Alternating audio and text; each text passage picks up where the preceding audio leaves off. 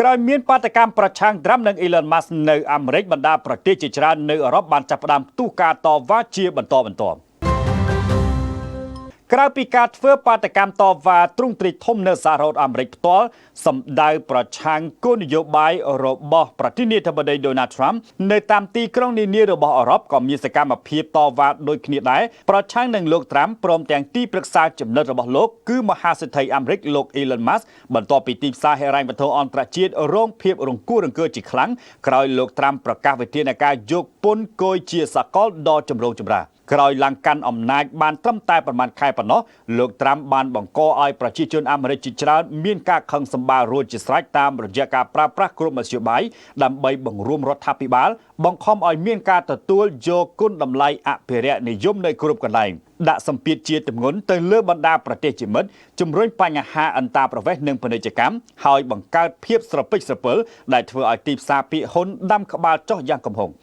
ទោះជាបែបនេះក៏ដោយលោកត្រាំហាក់នៅតែមានប្រជាប្រិយភាពដដែលក្នុងចំណោមក្រុមអ្នកគាំទ្រស្នូលរបស់ខ្លួនហើយលោកក៏បានប្រកាសថាគោលនយោបាយរបស់លោកនឹងគ្មានថ្ងៃប្រែប្រួលនោះឡើយមនុស្សរាប់រយនាក់ដែលភាគច្រើនជាពលរដ្ឋអាមេរិករស់នៅក្រៅប្រទេសនិងគាំទ្រគណៈបកប្រជាធិបតេយ្យបាននាំគ្នាប្រមូលផ្ដុំនៅតាមទីក្រុងធំៗរបស់អឺរ៉ុបរួមមានដូចជា Frankfurt និង Berlin នៃប្រទេសអាល្លឺម៉ង់Paris នៃប្រទេសបារាំង London នៃចក្រភពអង់គ្លេសនិង Lisbon នៃប្រទេសប៉ូទុយហ្គាល់ក្នុងចំណោមទីក្រុងផ្សេងៗទៀតក្រុមអ្នកតវ៉ាបានទាមទារឲ្យលោកត្រាំដែលមកពីគណៈបក្សសាធារណរដ្ឋចុះចេញពីតំណែងប្រឆាំងជនប្រើអំណាចផ្ដាច់ការគោរពនីតិរដ្ឋស្រោចស្រង់ប្រជាធិបតេយ្យឡើងវិញនិងបិទបញ្ចប់ភាពវឹកវរនៅសហរដ្ឋអាមេរិកសម្រាប់នៅទីក្រុង Berlin រួមមានទាំងការតវ៉ានៅខាងមុខហាងលក់រថយន្ត Tesla ហើយអ្នកតវ៉ាបានលើកបដារិះគន់លោក Musk និងស្ថាប័នប្រសិទ្ធភាពការងាររដ្ឋាភិបាលហៅកាត់ថា DOGE ដែលរូបលោកដឹកនាំ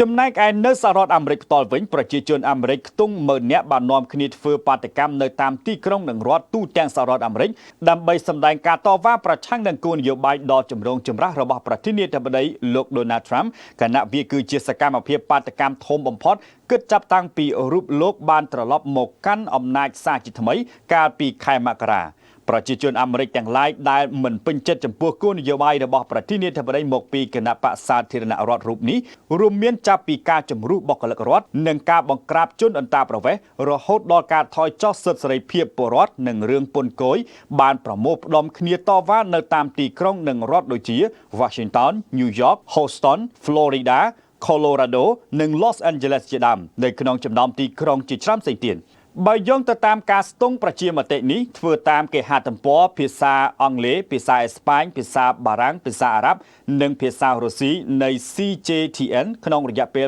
24ម៉ោងមានអ្នកប្រើបណ្ដាញអ៊ីនធឺណិតចំនួន9600នាក់ចូលរួម